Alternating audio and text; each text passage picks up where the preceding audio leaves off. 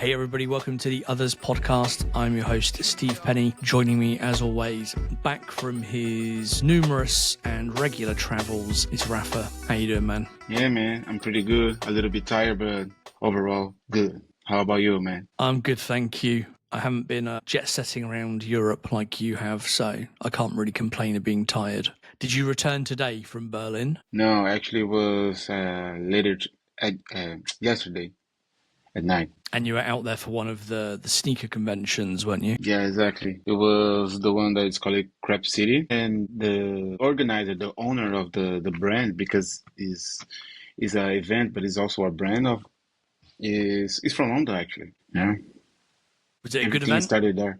It was good. I mean, I think I've been doing these events for about 3 years now, and when I started the entire sneaker game was super hot, and right now it's kind of declining a little bit. And it was good, but when we compare to 2 years ago, it's like, yeah, it's not that good, but it's still good. And like I always say, we never think just about the sales, but of the experiencing also of being in those types of events because we are sneakerheads, so we can also enjoy talking with people about sneakers, seeing cool sneakers on people's food, and see what type of sneakers everybody's into. So it's a cool surrounding Yep. to be. I have a new pair just over my shoulder. Oh yeah, the Cortez, man. There we Pretty go. cool. Just Still not laying worn over them. there. Just there. Just sitting there, yeah. Just haven't done anything with them yet, yeah. Just sat there behind me in the office. Yeah, they look super cool.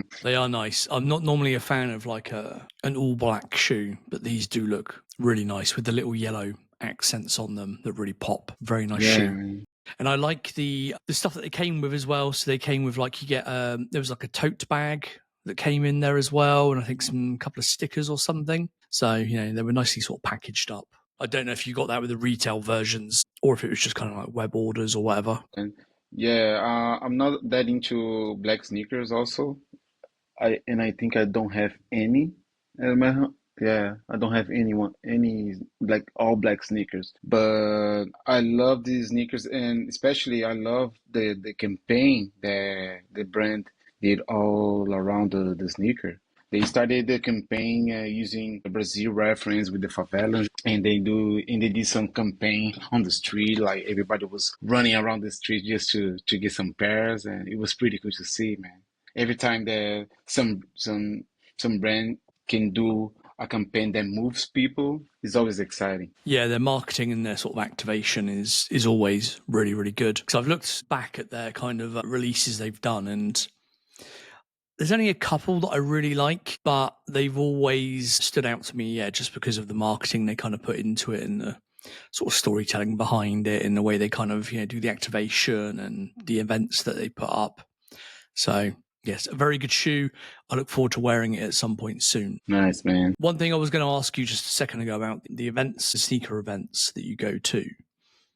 Is it the same? Do you see a lot of the same people at them around Europe in terms of people like selling stuff and things like that? Yeah, a little bit. I would say it would be like 50-50. Okay. Yeah, but I mean, it's a lot of people. Yeah. So it might be more than that, but I can really say about the people that sometimes talk to me or reach out to me, and sometimes we make connections, or sometimes they are just beside me with also selling sneakers or selling other stuff. So I might say it would be like that, like maybe. It surprises me. Yeah. I would have thought because obviously they're, you know, dotted all around the place, and obviously I know you go and fly out to a lot of them, but I didn't know how many other people sort of would do that regularly. But I guess it's more than I. Yeah, what I notice is when the seller has more sneakers, like I would say, I don't know, more than 100 pairs, I will be seeing him more often in other events. When he's a smaller reseller, yeah, I will be seeing him just in one city and that's it. Because sometimes people just do that as a business. Yeah. Yeah, I guess if you've got the kind of large collection or inventory, if you're doing it kind of as a business, then it makes sense to fly out to different ones and shift different pairs in different places. Yeah, of course, and especially because those same sellers, they are also trading with other sellers in those events, just trying to get some new pairs to sell online or in the next event. Yeah, some good insights. Thank you. That answered my questions. Yeah, man. You should go in one, man. It's pretty cool. Yeah, we've had a couple here in the past in Helsinki. A friend of mine was running them, but they stopped doing them a couple of years ago. I'm not quite sure why. So we don't really have anything over here anymore. You know, I would need to catch a flight somewhere because I don't think they have any in Estonia. Not that I've seen anyway. So if I wanted to go to one of the big ones, yeah, I'd have to sort of fly to the UK or to Germany or to France or Netherlands or somewhere like that. Yeah, I think it's cool. Like I said, like for us, for me and Juliana, being like is being more than of a business. Is being the experience that we are making. Just meeting, I don't know, like when we met Jeff Staple or Gramps, for example, it was pretty cool. And I have like his autograph in here at my house. And the second time that he saw me, like he recognized me. Oh, you're the same guy from the last year. Wow, man, she was just. I saw the video, yeah. Instant recognition. Yeah, exactly. Like I said, like 2024 was not a huge year for me on this business, especially compared to 2023. But just the experience that we made, wow, it was pretty cool, man. Yeah. And I guess luckily, like, even if the sneaker market is down because, you know, we're being flooded with new releases and prices are going up, all that sort of thing, people are more reluctant to buy them. You know, your bits of art aren't as expensive as a pair of sneakers. So you know, people can still buy the piece of art if they want to invest in something like that. You know, if they want something new for their apartment or their house or whatever, without actually having to shell out the 200, 300, 400 on the actual sneakers themselves. Yeah, true. Exactly. And I always say, like, this year specifically, with all the retros that is being retroed, I feel like people are mad, but people are talking about sneaker more than ever. I feel like people are so passionate about this, I don't know, culture, that I feel like people are saying the sneaker game is over, the sneaker game is dead, but you are talking about it more than ever. So you are going to be remembered this year for a very long time. So that's what Is it like younger people that are talking about it more? I think it's everybody. Really? Because I sort of get the feeling from what I see, it's, you know, us kind of slightly older people that are like, oh no, there's too many retros and bringing back grails and stuff like that. Rightly so.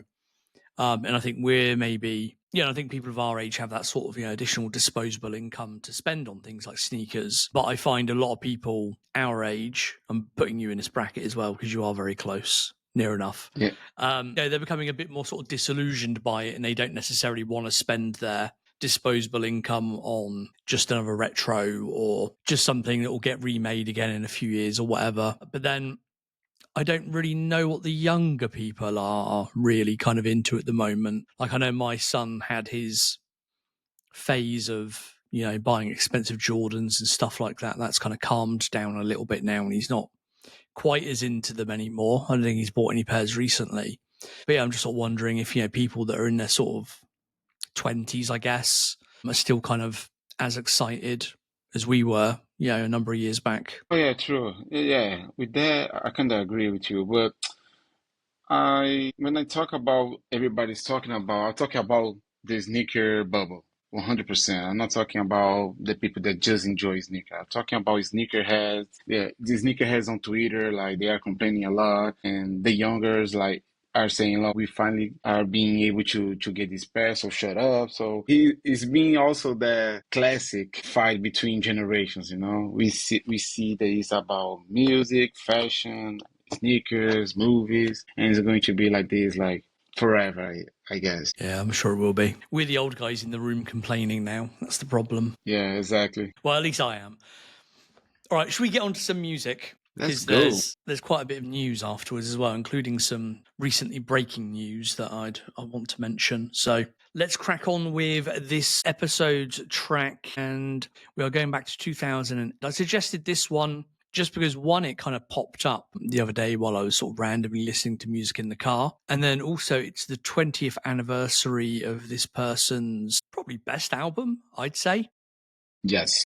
B. And again, it being 20 years old makes me feel very, very old. But Yeah. yes, this is Common's Announcement. Now, I did suggest Announcement or Universal Mind Control, and you went for Announcement. Any particular reason you prefer this one over Universal Mind Control? No, I just prefer a little bit more than Universal Mind Control.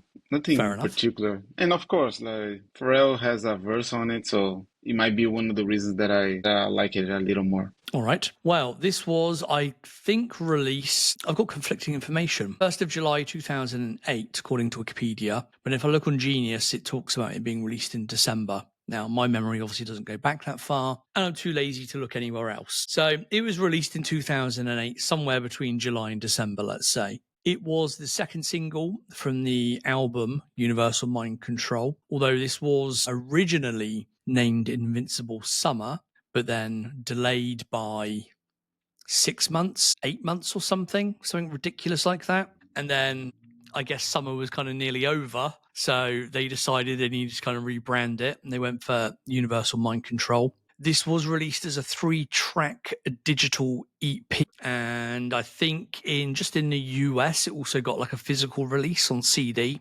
I have seen some CDs and vinyl of it floating around. In terms of charting, it didn't really do much, to be perfectly honest. It got to number 94 on the US Hot R&B Hip Hop Billboard chart. So not a massively successful track. Do you happen to know off the top of your head how Universal Mind Control did, the single before it? Not really, but Okay, I don't think it was. I'll I have to don't think it Google it was then, better won't than I? that. Hold on. Yeah. Because we will end up talking about Universal Mind Control, but I just want to see how it actually did in comparison, seeing as it came out not long before. So bear with me.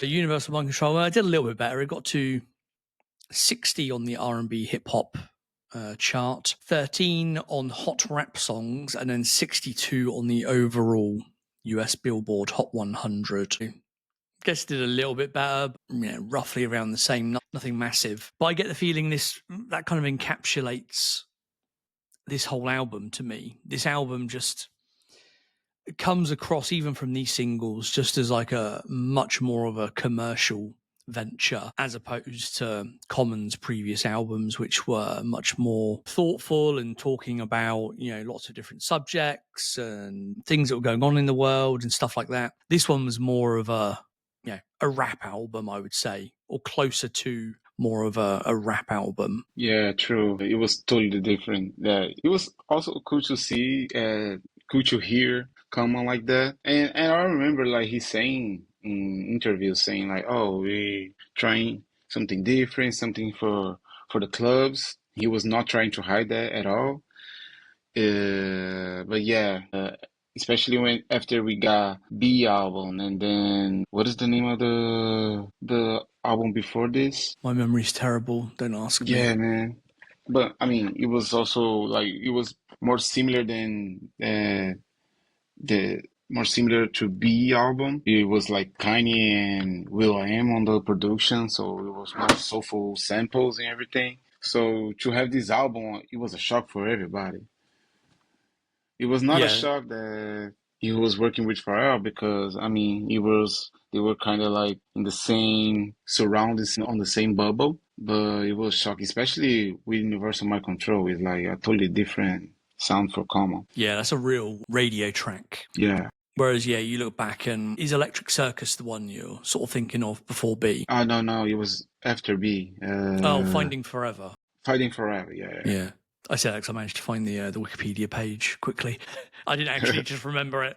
Yeah, but these are, like I say, very much more commercialized with this. And I guess at some point, if you're in the music industry, you don't necessarily need to, but you kind of want to make, try something different, try and make something that's going to make you some money potentially, get lots of radio play, get lots of play in the clubs and stuff like that. Yeah, true. But what I like about these two tracks, especially Announcement, is because it's more a commercial approach on the sounds and rhymes, but it's still old school. I think a lot of that comes from like the especially in this one, all of the kind of samples used in it, in the the numerous, far too many to mention, sort of Biggie references as well. Yeah. Which especially I think especially on Pharrell's flow, like his entire verse using Biggie's flow, which is awesome. Yes, very much so. Let's go back and do some, some basic facts and things like that. The video is directed by director X. I think he's referred to as Little X at the end of the video. But obviously, most people, I think, know him as Director X. There's no official version on YouTube, surprisingly. On Common's YouTube channel, there is a live version of this, I think, in some clips. There isn't an official version of this video, but there's some unofficial ones floating around that have lots of views. Unfortunately, they are in potato quality, so you can't really see much of what's going on, unfortunately, on a big screen. But if you're on a phone or something, you'll be able to work out what's happening. There's two kind of main samples in the song. So that's Biggie's Unbelievable and then James Brown's Blues and Pants. And then, as I mentioned, there's Biggie references like throughout the track. Me and My Bitch. There's a Pharrell reference, actual direct reference to Big in his verse. Like you say, the flow is very Biggie-like. And then we'll also get to some more, I think, as we work through some of these. This was classic kind of early 2000s when the video dropped. It opens up with the stereotypical shot of a pair of Beats by Dre headphones and a Zune as well, which was kind of competing and failing miserably against the iPod back then. Yeah. And I think from digging around a little bit, because I saw it and I thought, obviously the quality was crap. So I was like, is that a Zune? And then just some very quick Googling and looking at other Common interviews and videos from that time, he was massively sponsored by Zune. They sponsored a lot of his shows and his tour and other things. They also, Zune also had a deal with N.E.R.D around that time as well, didn't they? I think the Zune appeared in one or two videos as well. So, yes, a short-lived and fairly terrible product, but obviously pumped a little bit of money into the music industry during the early 2000s. Yeah, I'm going to be honest, I didn't even know what Zune was. When I saw your nose, I was like, what is Zune? Because it didn't came to Brazil at all. Okay, it worries me because I'm sure we've talked about Zunes previously on this podcast. Sorry, man. You just sat there and smiled and nodded and were like, oh yeah, Zune, yeah. One of those, yeah. Yes, well, the Zune was a, yes, for those that don't know, for those that are a bit younger, an iPod-like MP3 player from Microsoft. And as I say, it did nothing in terms of numbers like the iPod, and it only lasted, I'd say it only lasted, it was around for a while actually, but it was only kind of popular for a year or two while they pushed loads of sort of marketing money at it. And after that, it just died a slow death. But let's get on to the video itself. Now, I love the concept of the video and how it's kind of done sort of stylistically and how they've executed that.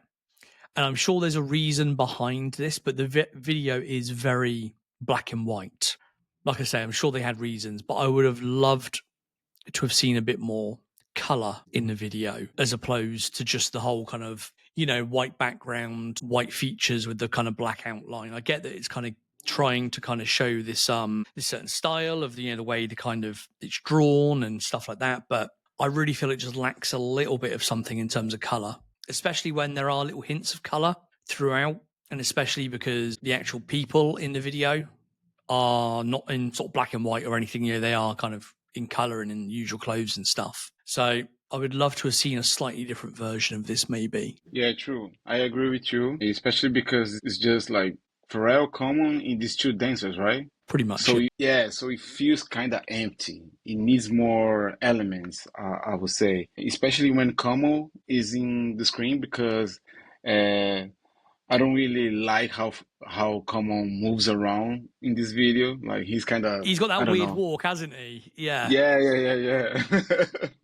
Yeah, and I think that's why it's kind of weird to see Common trying to do club songs, because he's not even, I don't know how to say it, but he's not even, I don't think his body is ready to do this type of music. But like you said, like you mentioned in the live versions was pretty good. Yeah, he was super energetic on the shows. They are very energetic, yes. There is that, speaking of Common walking, I didn't put it in my notes, but it's something I did notice. There is the shot near the beginning where you're kind of looking at it point of view. So he's in front of the kind of camera, but then you're seeing it from the eyes of like the artist who's drawing the lines on the screen. And he draws the line underneath him as, you know, like a pathway. And Common has that weird walk then. But it makes me think he's walking on a treadmill or something, because his walk is kind of not quite natural. It's that kind of slightly awkward walk that you have when you're kind of looking at a camera, but you're trying to stay still and the ground is moving underneath you and you don't quite know where you are. It's got that sort of weird vibe to it. Yeah, exactly. So yeah, I don't know if maybe they had him on a treadmill or some kind of, you know, movable floor or something, because obviously there would have been a green screen involved to then add the kind of, you know, drawing elements onto it and stuff. So it makes sense that you wouldn't have a green screen backdrop and stage and things like that. You would just have him static in one area and just make the floor move, basically. Yeah, true. I agree.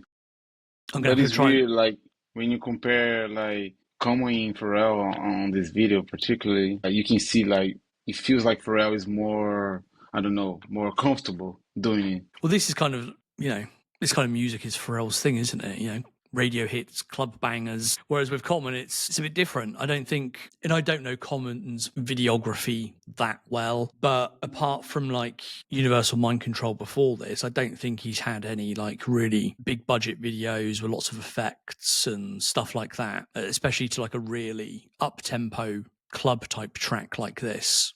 So, yeah, you know, perhaps it is a little bit, you know, him being out of place slightly. Yeah, true. But yeah, so as I say, yeah, lots of black and white. Would love a little bit of color.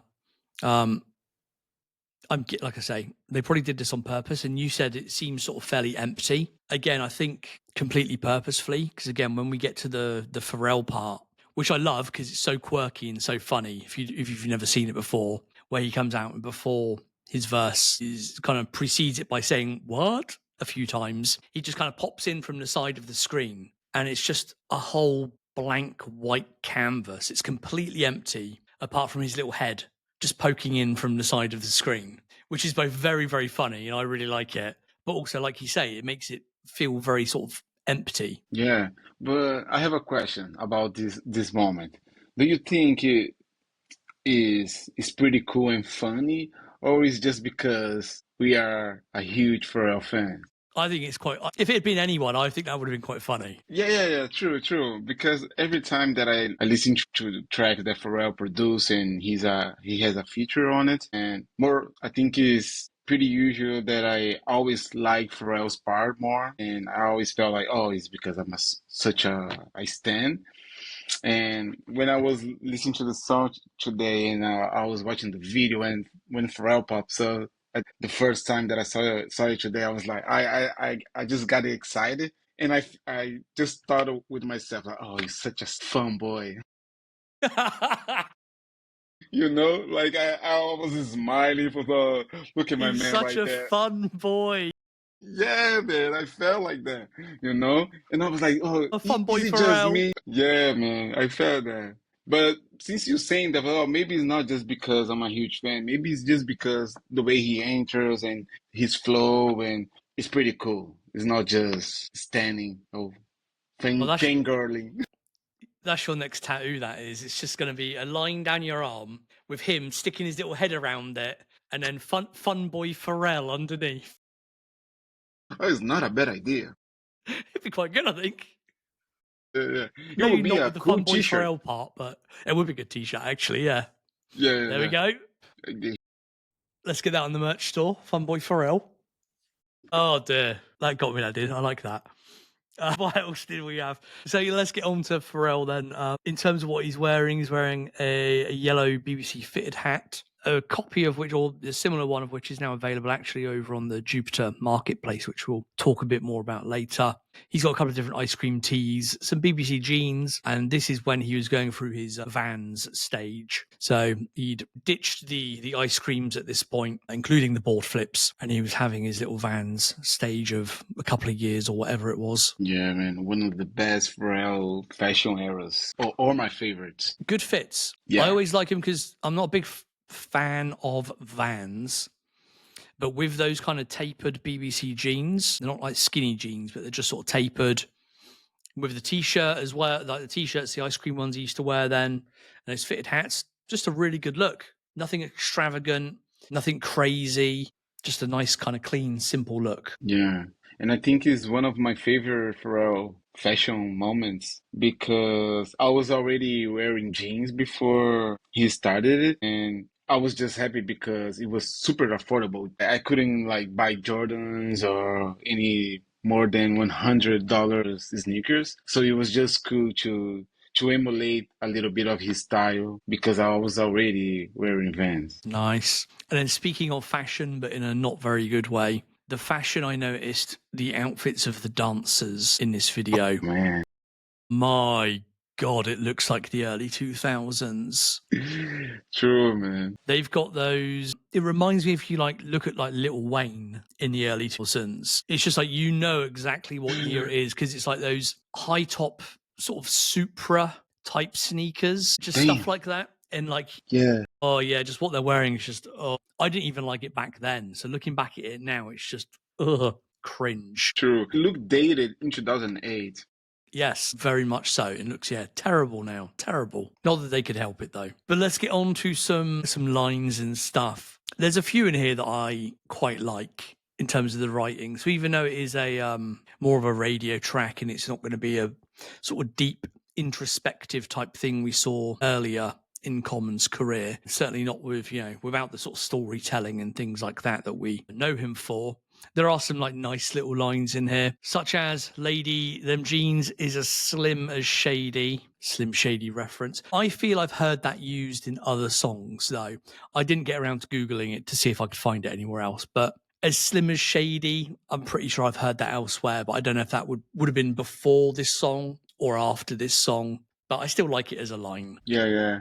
I agree too. It sounds like it. And then we've got freestyle paid off. So Lincoln paid me. Now he can push more whips than slavery. Like a great play there, obviously, talking about how Lincoln paid me because he did the Lincoln advert, the car company. They obviously paid him. It's also a reference, I'm assuming, to President Lincoln as well. And then now he can push more whips than slavery. Again, the car because of the Lincoln, and slavery, the Lincoln thing. A really nice line, I thought. I should say, maybe not a nice line, it references slavery, but a clever line, I should say. Yeah, no, I agree with you. I think it's by far one of the best lines of the song, the entire song. Definitely. And then we get to Pharrell's verse, which has one annoyance in it, which I really, really don't like and really wish they changed. And that is partway through the verse, they interpolate everyone's favorite music mogul, Puff Daddy. Yeah. Let's not talk anymore about him. Pause. Yep. With Slow Down Son, You're Killing Them. But Pharrell says it in his own verse in reference to himself, which it just annoys me. In the video, they get Common to like mouth it, but in the verse, it's actually Pharrell saying it. So it doesn't make any sense. He's referring to himself. I wish they'd got Common to actually do that piece or taken a sample or something else. I just find it really strange that Pharrell is saying it in reference to himself when it's meant to be a third-party person saying it to somebody, if that makes sense. Yeah, true. But it is also a Biggie reference, right? I'm pretty sure. Yeah, it was Puffy that said it in You Can't See, the song with Total. Yeah. And obviously, Fat Joe sampled, or didn't sample it, kind of interpolated it in whatever the song was called. So it was called Slow Down, I think. Anyway, yeah. So I wish they'd kind of either sampled one of those or had Common say it or just done it slightly differently.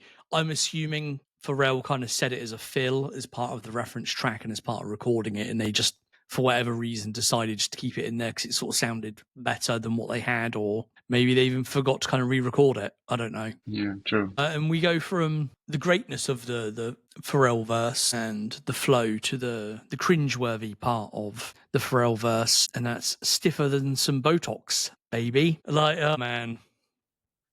And the line that precedes that as well, which is also horrible. It's also just like, yeah, those two bars are just like, No, really. Pause. Yeah, it's just I don't know. I don't know why. I don't know why it's there. I don't know how it made it in. I don't know why they thought it was a good line to use. But it's just now looking back, it's just cringe. Yeah, true. But I think he talking about Botox was kind of new, right? It was fresh. So it made sense he trying to do such a shitty line using the Botox reference. Yeah.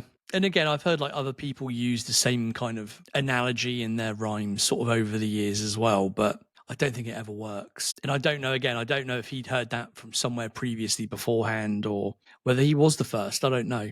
But either way, it's a cringe line for me. Yeah, It takes away from what otherwise is a fairly good Pharrell verse. yeah, exactly. I agree 100%. Good And I flow, love, good yeah, lyrics, all that. And just that sort of line just always, if I'm listening to the song, that line always kind of pulls me out of it and I'll just sort of shudder and then have to get back into it. yeah, true. And I love how he finishes also.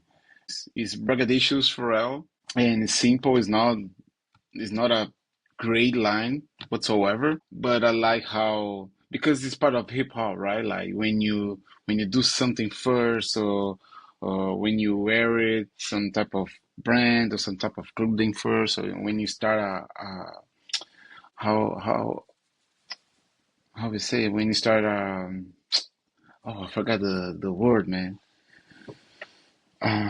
Shit. Forget about it. Sorry. It's Sorry all about right. that.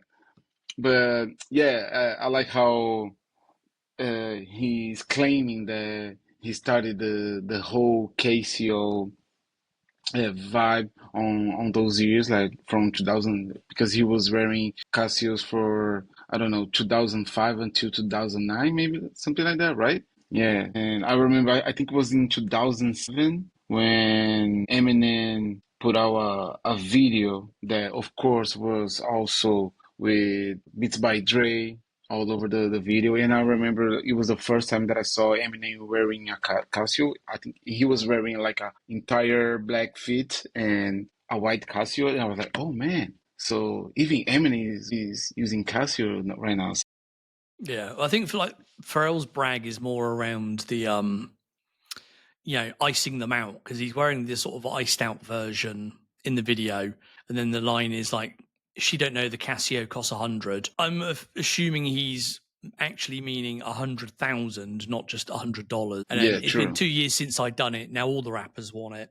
So it's been a couple of years since he was the first person to get like an iced out one. And now all the other kind of rappers out there are kind of copying him and getting their own versions done. Yeah, true. And a lot of braggadocious rhymes and lines by Pharrell on their era was reference about his how he was ahead of the curve when comparison with every rapper or every person that was into fashion. Like I don't remember what song he said that all your rappers were is looking to my blog to see how you can dress, something like that. And I always thought that was pretty cool. And I think it's like this line right there about the Casio is like a continuation of this type of reference that he's doing. Yep. And the thing is, he can brag about that because annoyingly, he is always light years ahead of everybody else when it comes to this stuff. Like we've known since early 2000s, you can see it. Like he has been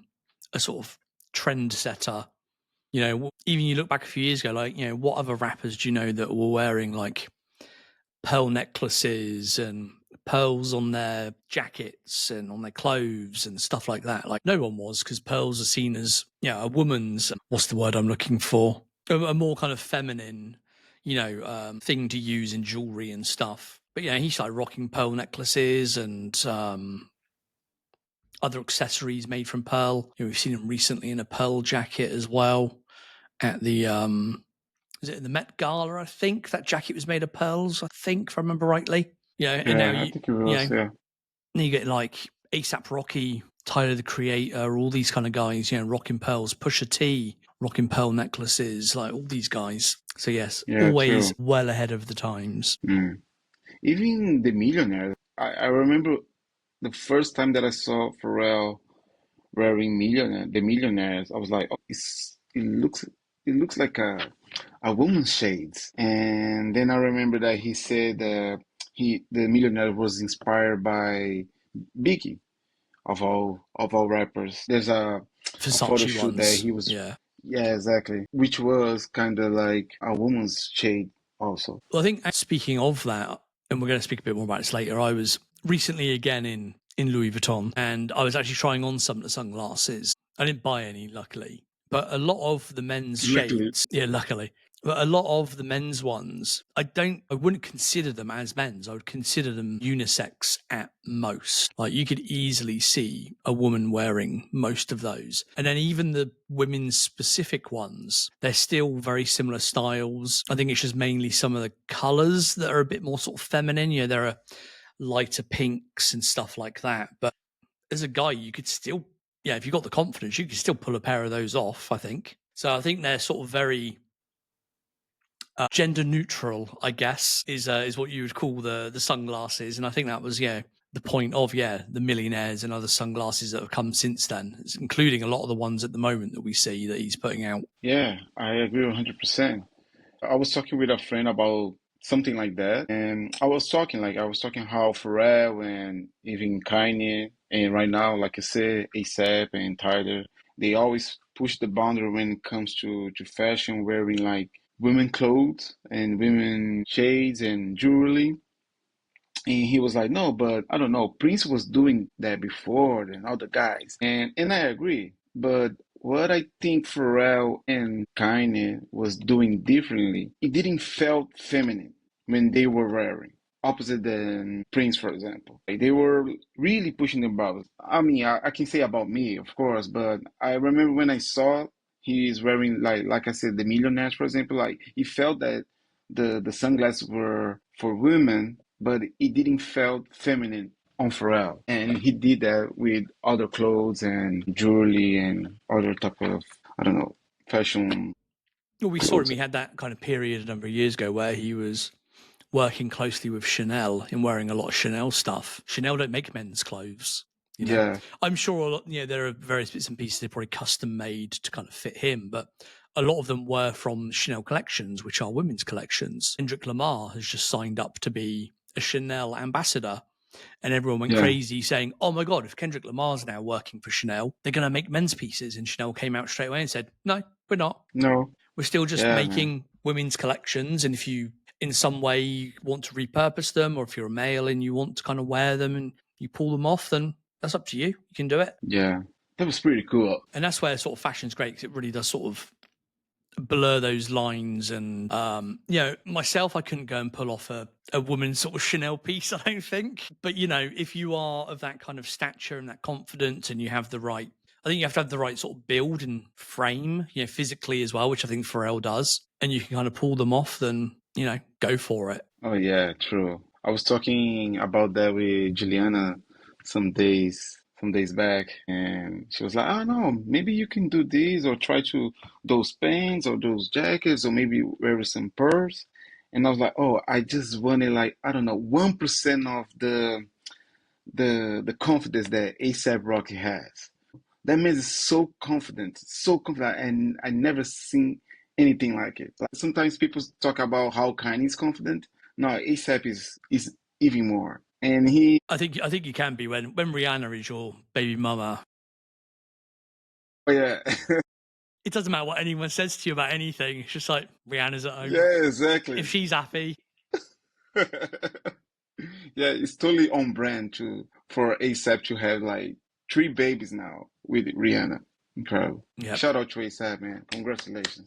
Oh yes, definitely. And also on that, yeah, we've seen in the last sort of 12 months or so, you know, Pharrell's carrying around what is essentially a handbag. Mm, But now obviously they're being, you know, 10, 20, 30 years ago, only women carried handbags, only women carried Louis Vuitton bags like that. And now we're seeing loads of guys carry them. And not just kind of over the shoulder ones and stuff like that, but actual ones that you just literally carry in your hand or under your arm. Like what I would consider a women's handbag. Now, oh again, yeah, they're just, you know, the line has been blurred. They're unisex. Anyone can have one. Anyone can carry one. And now we're seeing all sorts of people carry them. true. I mean, Pharrell did that too 20 years ago, right? When he was carrying like those huge human bags. The Hermes ones, yeah. Yeah, the purple ones were Hermes. Yeah. Yeah, it's so iconic, man. Yeah. Let's finish off with the track. We were speaking of cringe lines. There is one cringe common line as well. Broad say, are you a philosopher? Yeah, I'll philosophize on top of ya. Must have been a long day in the studio. Yeah, man. If that's what you're putting out.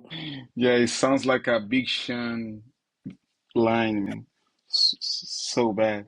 Shots fired to Big Sean, but yes, I completely agree with you there, yes. I mean, 2010 Big Sean, because he put out like some rhymes with ABSO and what is the name of the other rapper? Jeez, my memory today is awful. So yeah, he was viral like last week because he put out some videos rhyming with ABSO and the other rapper from New York. Sorry to everybody that listening. And he improved so much, but he's still boring. But, I mean, yeah, he's very good right now. Yeah, I would. It just surprised me because Common is obviously one of those. I think what most people would consider one of those more kind of thoughtful rappers and has meaning to a lot of the stuff he says and it talks about. So to have a Big Sean-esque type line in there, and I'm sure Common has more of them throughout his discography. I'm sure there's a few dotted around here and there, but it's just very surprising. Even on a track like this, I wouldn't expect him to stoop to those depths, but he has done. Yeah, true. But it might be, I don't know, Lil Wayne influence, because Lil Wayne was doing some dumb lines back in those days, man. Most overrated rapper ever. Really? Damn. I said it. I mean, I'm not a fan. I'm not a Lil Wayne fan at all, and I've never been. But I think it's I great. see people on Instagram and other places that put Lil Wayne in their top 3 rappers of all time, and they're being serious. And these are normal people. Even like putting Normal him people. What normal in air quotes. Even putting him top 10 is fucking madness. Yeah, man. Yeah, I've never been a Wayne not... fan. He's got some good tracks, don't get me wrong. There's a few things that he's done I like. But to have him at like top 10, top 5, top 3, whatever, sheer madness. Madness. Yeah. I think if you were a category about ignorant rhymes and lines, he will be number 1 because he's pretty creative and saying some dumb shit, man. Some ignorant shit, you know? Like, man, he's pretty good at it. I think that's why people sometimes like just because it was different also. Because okay, you can have a lot of rappers saying some ignorant things on their rhymes, but Lil Wayne was pretty good at it, man. But whenever I listen to a Wayne track, I'm just like, half of it doesn't make sense. Exactly. It's just random shit rhymed with other random shit. And I'm like, what's happening here? Easy though. Like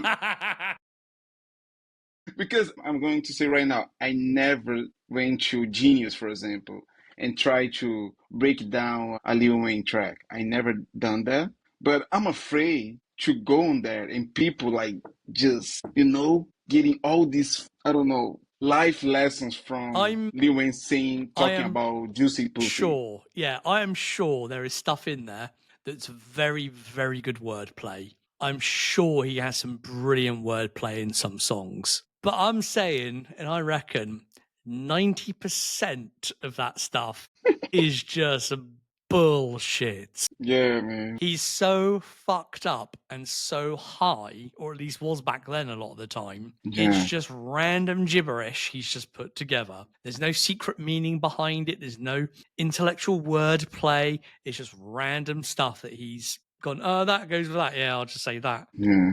But I mean, like you said, like he was so high.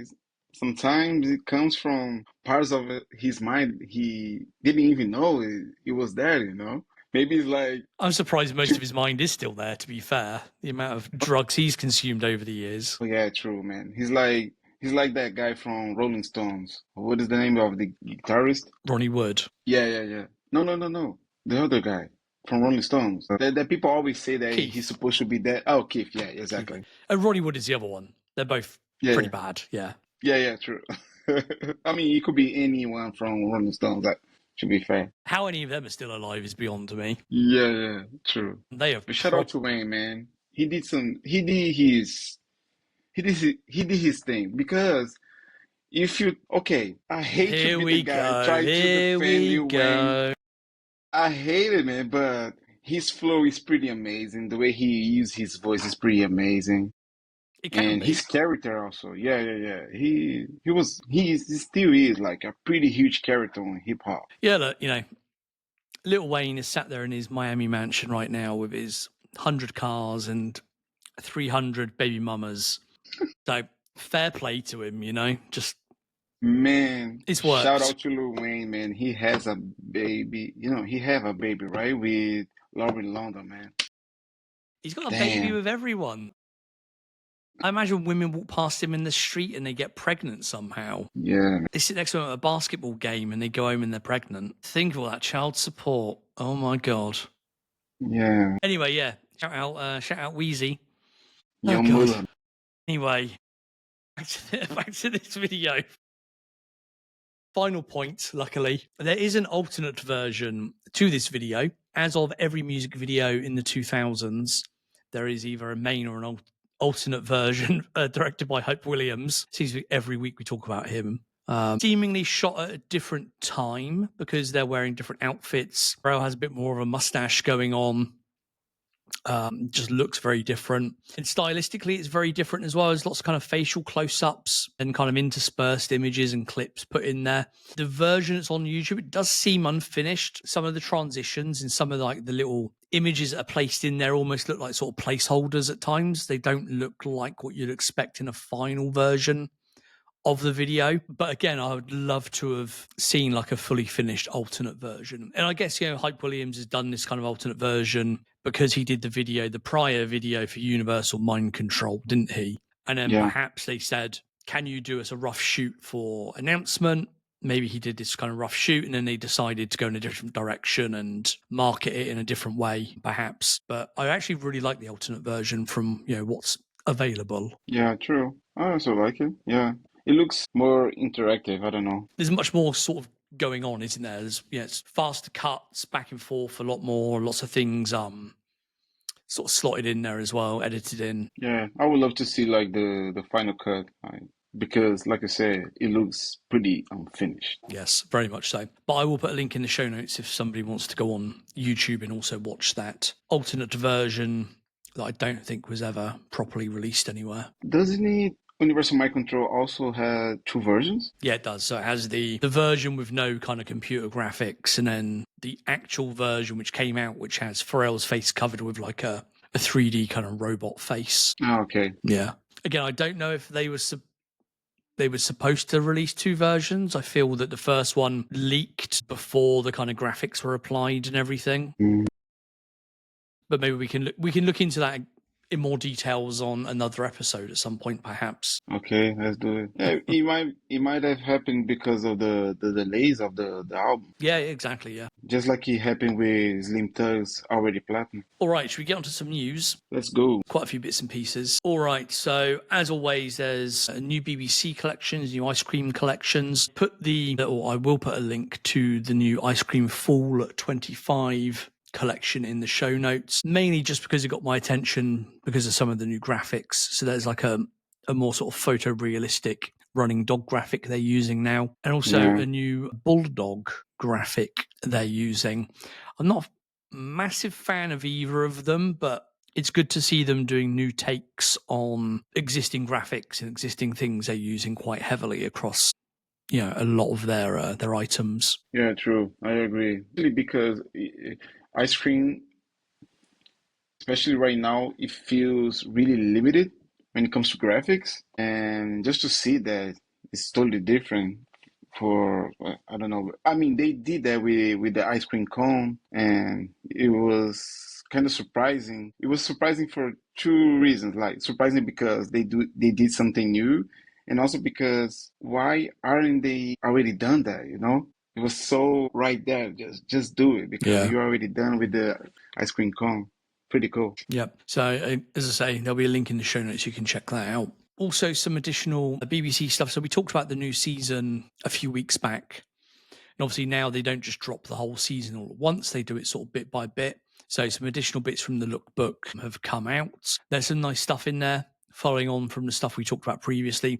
I think the best stuff was probably in the first drop, but there is some nice stuff in this kind of second or third drop or whatever it is now as well. So again, there will be a link in the show notes to go and check that out. Yeah, I really like the T-shirt with the Billionaire Boys Club logo on the front, but the graphic is like a wave, blue wave. It's pretty cool, man. Yeah, I'm just quickly looking now. I like the astronaut head one, which has got like a cracked sort of print to it. So you can get it in white or black, and then the astronaut head is blue, and it's in the sort of like a cracked print. That's really nice as well.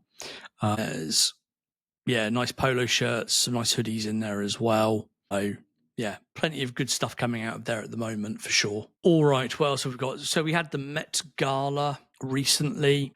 I just mentioned this because obviously Pharrell was in attendance. I think he was part of the organising committee as well. Yeah. And I mention it just because of his horrific outfit. We've talked about this reemergence of flares over the last year or so, and Pharrell seems heavily into them. But the pair he was wearing at the Met Gala, my God. I remember sending this to a friend of the podcast, James, Super J Doug. Shout out him. Be seeing him in a couple of weeks. And his reply was, what's going on with his legs? It looks like his legs are trapezoids. If you don't know what a trapezoid is, go and Google it, but it's a shape. Yeah, Trapezoid P. Horrific. There is no way on this planet these trousers look good. I don't care who you are, how famous you are, how ahead of the curve in fashion you are. They look terrible. This trend must stop. Let's go to the streets, man. Protest these pants. I might go to Paris this summer for a weekend. I am going to make a banner of some kind, and I'm going to stand outside those Louis Vuitton offices, and I'm going to hold that banner high and proud, and I will demand he, one, stops wearing them, and two, publicly states that no one else should be wearing them. Yes, man, I agree 100%. But I have to add that we should not be talking about his pants, but we should be talking about his wife. Wow. Helen has been killing it recently. Bro, yes. And her feet, man. That all black with all number. due respect to Pharrell, man. Yes, Helen's outfits are generally just low-key excellent. They always really are. Yeah. I mean, not always. Not always, no. I do remember the tartan suit that she wore once, if I remember rightly, which looked pretty awful. Yeah. But generally speaking, yeah, her fit's always good. And I really like the fact that her and the kids still wear like BBC stuff and still wear like human race stuff as well. Sort of, they also get sent copies and versions of absolutely everything that releases. Pharrell doesn't tend to touch human race stuff. He obviously will when there's a new release out, but he now just sort of lives in LV or whatever his friends are creating at the time. He certainly doesn't go near anything BBC related unless he's contractually obliged to. But it's good to see her throwing those sort of things into some of the casual fits as well, and the kids wearing them sometimes. Yeah, it is. But yes, Trapezoid leg P must be stopped. I'm stating it here, and yes, we do need a movement of some kind. I may start an online petition. Yeah, and Ellen, whatever you're doing, keep doing it.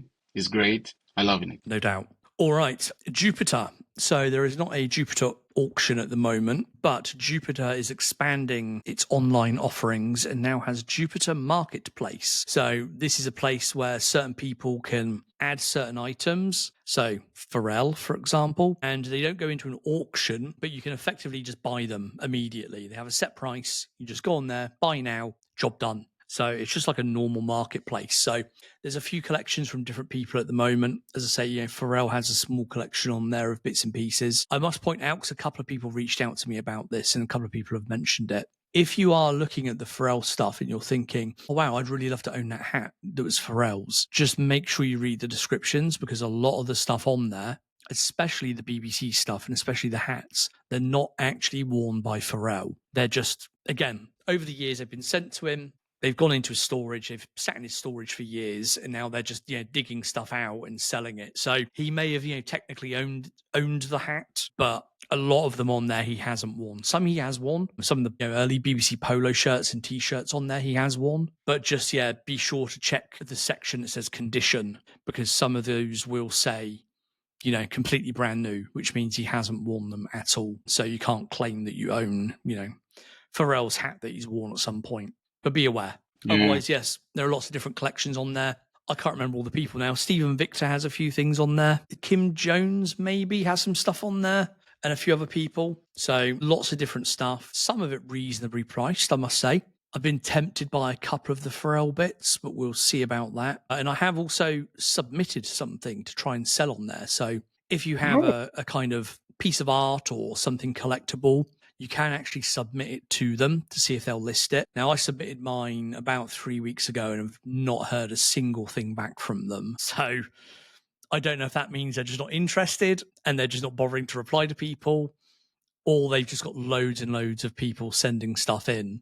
Yeah. But if you do have something kind of collectible, or like I say, a piece of art that you want to kind of sell, then you can send them a message. I think you attach some images, you give a description of what it is, how you got it, stuff like that, and then they review it, and I'm sure they get back in touch with you if they want to list it on there. If you don't mind me asking, what is the item that you're trying to sell there? The item I was going to list on there is the Kanye CD that we've talked about recently. There you go. So you're asking why they... Well, yeah, I know exactly. Yeah, I'm assuming somebody looked at it and was like, "Yeah, we don't really want to touch that at the moment," which I completely understand. But my point was, I just never heard anything back from them. I would have expected them to have at least replied and gone, "Hey, thanks for submitting that. Not really the sort of thing we want on the website at the moment." But yeah, there was nothing, but that's fair enough. And by the way, next time that you post a story announcing that you want to sell, you can tag me both my accounts. I can share it. I will do. I'm also going to throw this out there. You can, at least Rafa can see over my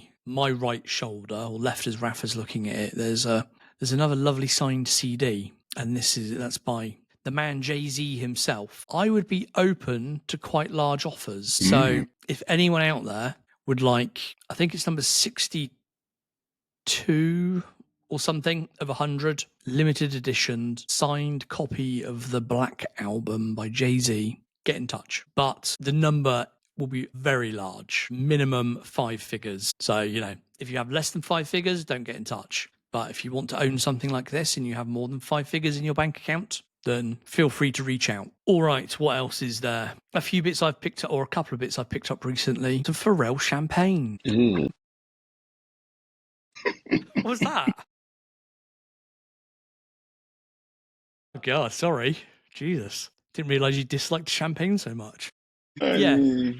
So Pharrell did a collaboration with Moet a few months back. I think we talked about it. They're not available here in Finland, but I did see that recently they seem to be on a marketing push again, and they were seeding out bottles to various people who were posting about it. So I just sort of thought I'll just have a quick look and see if I can get hold of a bottle, see how much they are and stuff like that. Like I say, none here in Finland, but I did find a champagne company, or just a wine and champagne type company in Italy online that shipped here, one of the few places that shipped to Finland.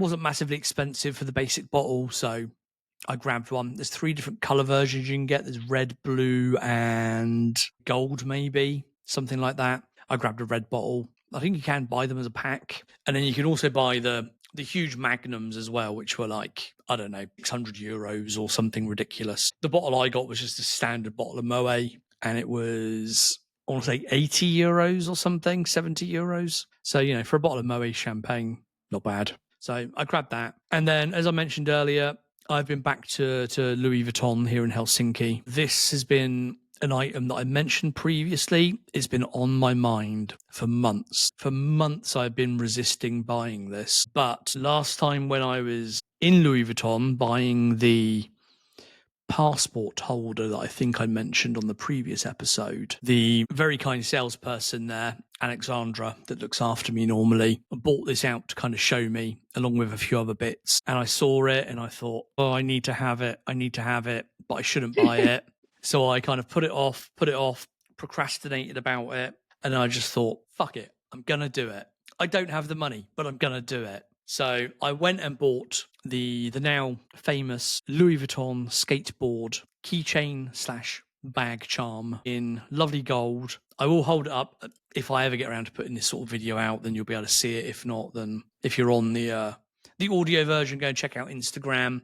But it is a thing of a beauty. It's so nice. Obviously, it's not solid gold or anything. I think it's like, I don't actually know what metal. And then it's like, they call it gold colored. So it's not even like gold plated, which is a bit annoying when it costs €500. Yeah, I know. I have to laugh as well. Otherwise, awesome. I would cry. Yes, but it does look fucking awesome. So yeah, I had to grab one of those. It's just, I don't know. To me, it's a beautiful little piece. And it's so, I think, important to like Pharrell's time at Louis Vuitton. That kind of tie-in to him, his personality, his nickname, the other work he's done with BBC and ICECREAM and stuff like that, by it being a skateboard. It's just such an iconic little piece that, yeah, I had to grab it. And didn't he wear it as a necklace at one point? Yeah, he had a necklace from Jacob the Jeweler many years ago, yes, as like a skateboard as well. Yeah. And I guess this is probably about that sort of size as well. So, you know, again, just ties into his whole, you know, backstory, basically. Oh, yeah, 100%. Someone did message me and they did say it might look really good as a chain. Don't know if it would. Yeah. And it's really heavy as well. But for now, you should try it. Yeah, I don't know about that. We'll see. For now, it will stay as a, you know, keychain accessory type thing. I'm just holding it to the camera as if it were a necklace of some kind, but yeah, I don't know. And I'd have to disassemble it and somehow get all this stuff off, which I don't really want to fuck with, but yeah. One question, do you skate? No, I have the balance of Emil Heskey. There's these early 2000s English football throwback reference for people out there, which means I have no balance whatsoever. Okay. No, my ankles are effectively made of glass at this point in my life, so no. Yeah, I think it's one of my biggest frustration that I never been able to skate. I try, but I suck at it. Yeah, same. When I was younger, I had lots of friends that had skateboards and stuff, and I just never got on with it. Yeah. Anyway, new music, quite a bit of new music. Let's go through this list. We have a new Snoop track and a new Snoop album and a Pharrell-produced track called Spot. This was wild. I agree a little bit. I haven't listened to the album yet. I only listened to this one track. It was not good. And I remember... I like the beat. The beat's okay. But just as a track as a whole, just no. And you know what? Someone was... I don't know if it was you that was saying this or someone was saying this to me recently. The more you think about it, and the more you listen to Snoop stuff now, like the weirder it is, because he's, what is he, 60s? He's got to be nearly 60. Damn. And he's still rapping about the same stuff he was rapping about when he was like, 18. Yeah, and it's just like, there's just nothing, there's very little substance to it nowadays. It's just the same stuff over and over again. And I've noticed that the last year or so. And like the album that he put out with Dr. Dre, was it end of last year, start of this year? Again, some really good beats, but they're just not saying much. They're too... Yeah, true. Dre is now a billionaire. Snoop is obviously, a multi-millionaire. They lived in these kind of, rich people bubbles for many, many years. They're just, they're not really saying anything, or certainly not saying anything to me. So a lot of it I find kind of quite bland, quite boring. And also he's just gone down in my estimation slightly because of his, comments about Donald Trump in the last, over the last sort of number of months as well, which kind of puts a stain upon any work that he puts out. But yeah, this track I was not a fan of. Yeah, me too. I think I listened to it like 3 or 4 times, and I like the beat. Overall, I think 40% of the track is good, but the chorus is just awful. Cringe, really cringe. For us singing, wow, what the hell was that? So yeah, not good, unfortunately. And also, I think it probably plays in my head a little bit is I listened to it once and I was like, not great. Then what I'll do is what I always do is I look on Genius and I just read through the lyrics as it's kind of playing through, just in case I've missed something. And someone who is hard of hearing, had done all the lyrics wrong. So I sat there and was like correcting all the lyrics on Genius because it annoyed me so much that they were so obvious, but someone had made such like clear mistakes. I was like, right, I'm going to correct these like the old pedantic person I am. So that annoyed me as well at the same time, which I don't think helped. Sorry for your experience.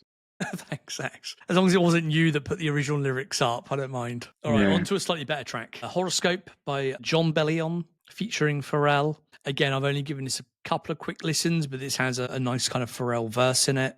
Have you had a chance to listen to this one? Yeah, pretty different, right? I was surprised, especially in the beginning. When Pharrell started to rhyme, I was like, okay, now I'm more familiar with this, but it's one of those really cool, like actually slow, rhythmic kind of R&B type rhymes, isn't it? Yeah, sure.